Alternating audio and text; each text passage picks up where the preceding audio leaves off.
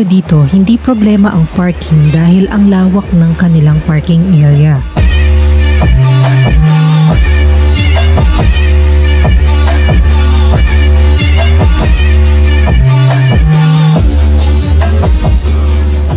May iba't ibang rides na pwede sa bata. Ang isang ito, pwede ang bata basta may kasamang matanda na pwedeng mag-drive. Siyempre, meron pa rin itong height restriction. Sukatin niyo muna ang height ng bata at kapag pasok sa requirement, pwede na silang sumakay.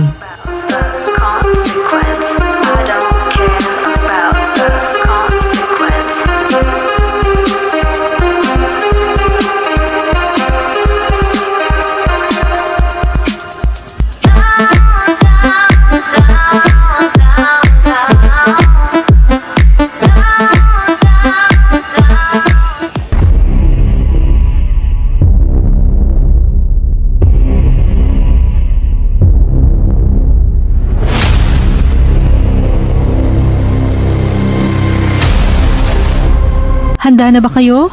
Huwag kayong magtulakan. EK-Stream or Extreme lang naman yan. Kung handa na ang puso mo at handa nang maiwan ang kaluluwa mo sa itaas ng ride na ito, i-dare mo na ang sarili mo.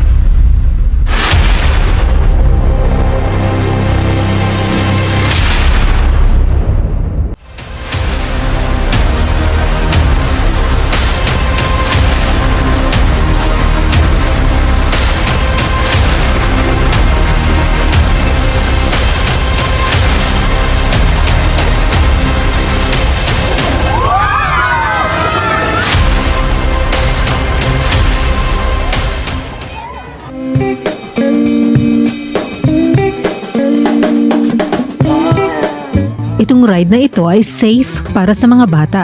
Huwag kang mag-alala, slight halukay lang ito sa sikmura mo. Malayo pa rin sa bituka.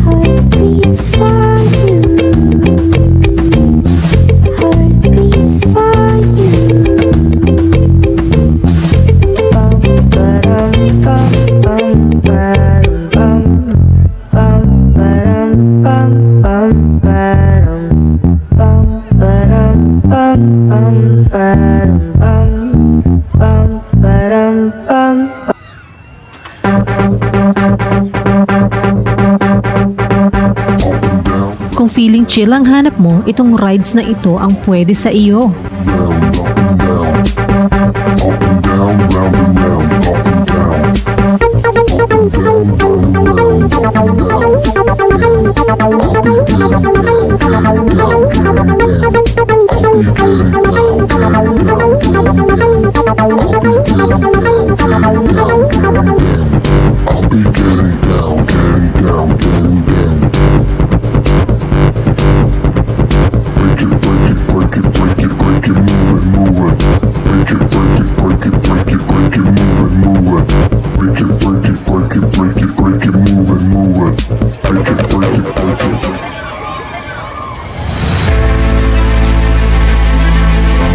Handa ka na bang mahilo at malula at the same time? Try mo ang twin spin.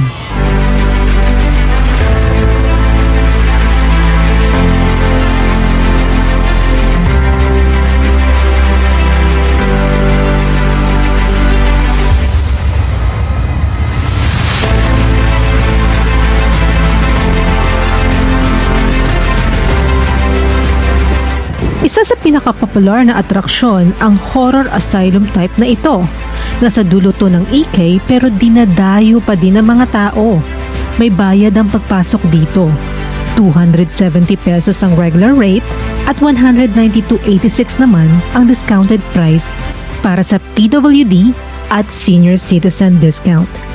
And as we always say, price may change without prior notice.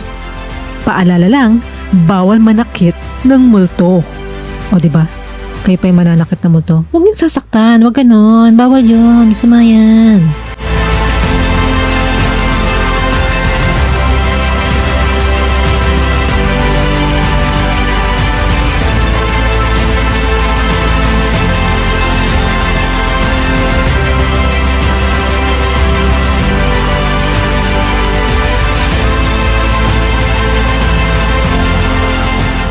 Ano, kaya pa? Hindi pa hilo? Sige pa, ikot pa. Sige pa, ikot pa.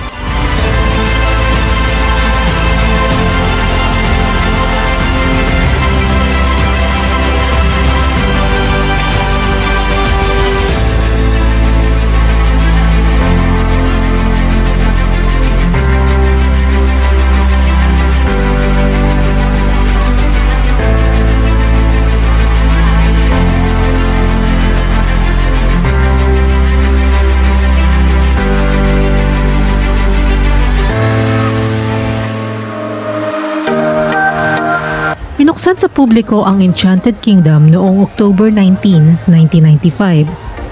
Simula noon, dinadayo na ng mga tao ang lugar na ito. Ayon sa Wikipedia, may lawak na 25 hectares ang park na ito. O Wikipedia, huwag mo ko ipahiya ha. Dapat 25 hectares talaga yan.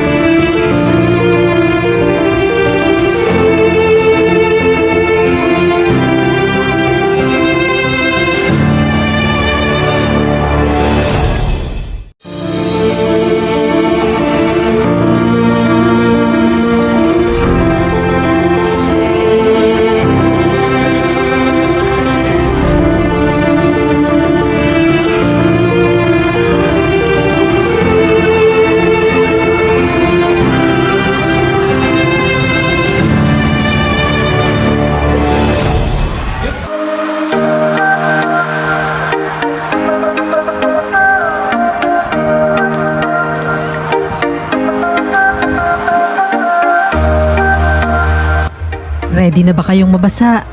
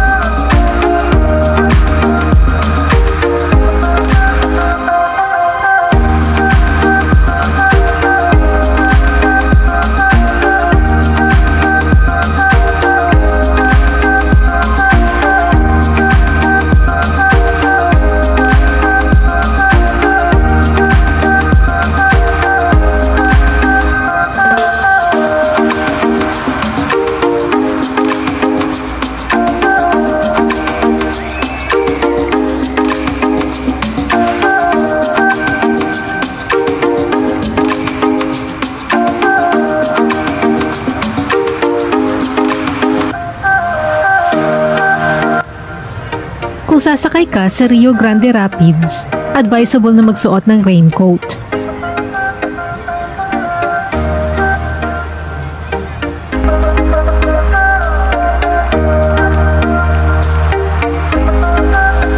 Kung ayaw mong mabasa.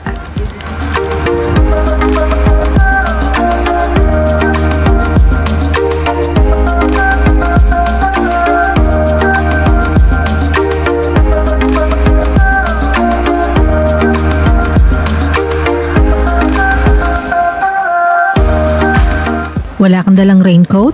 No problem. Pwede kang bumili ng raincoat doon mismo sa location ng Rio Grande. Ang price ng pumunta kami ay 100 pesos para sa adult size at 50 pesos naman para sa kid size.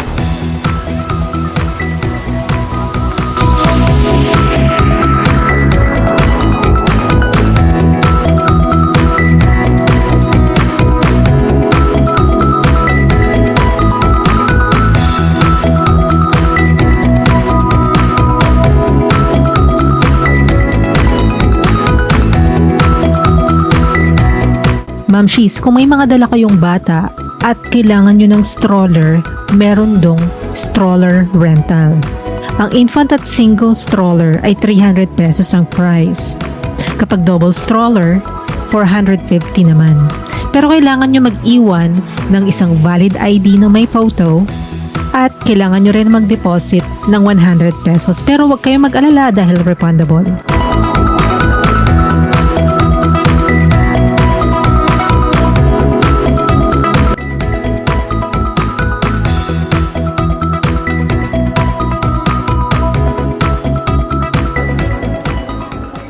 Kung car racing naman ang trip mo, meron silang fun cart.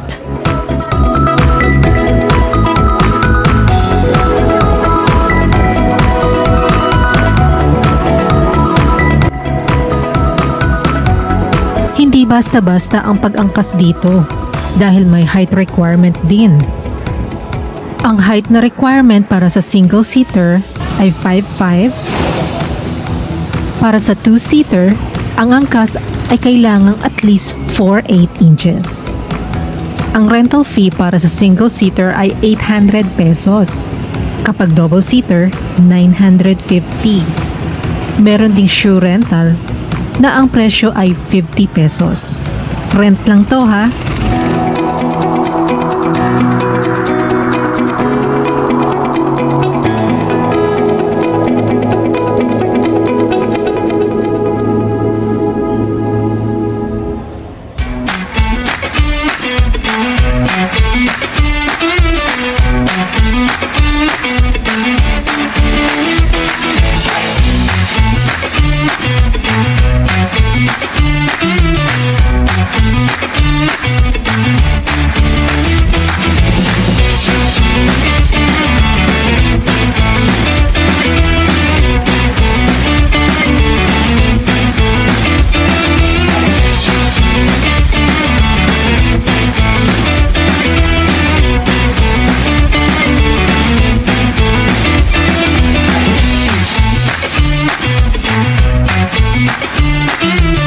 Nagutom ka ba? Huwag ka mag-alala, madami ritong kainan. Yun nga lang, bawal magpasok ng pagkain sa loob. Kahit candy, bawal. Ang ginagawa ng iba kung meron silang dalang sasakyan, doon sila kumakain sa labas. Doon sa may parking area. Pwede naman. At pwede ka rin magdala ng tubig basta nakalagay sa isang vacuum insulated bottle.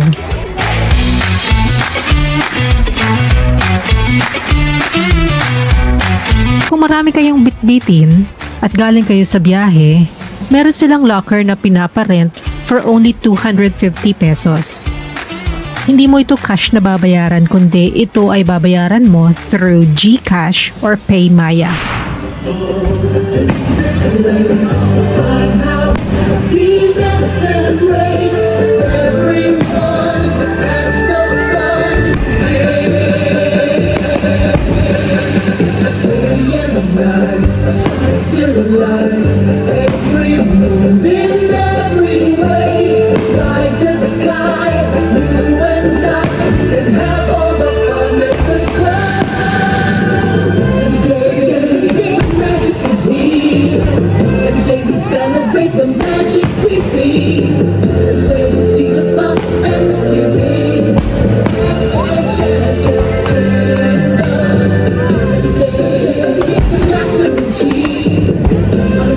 Celebrate the wonderful year.